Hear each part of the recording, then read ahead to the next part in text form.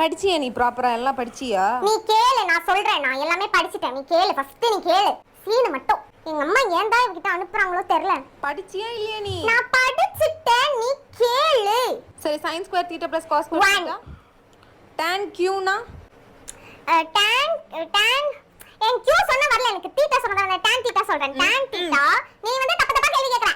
இன்னும் பதில் வரல. எனக்கு கொஞ்சம் டைம் கொடு, நான் யோசிக்கிறேன். tan theta cos theta divided by sin theta. இத படிச்ச லட்சணமா? இத படிச்ச லட்சணமா? ஏன் அடிக்கிறடி?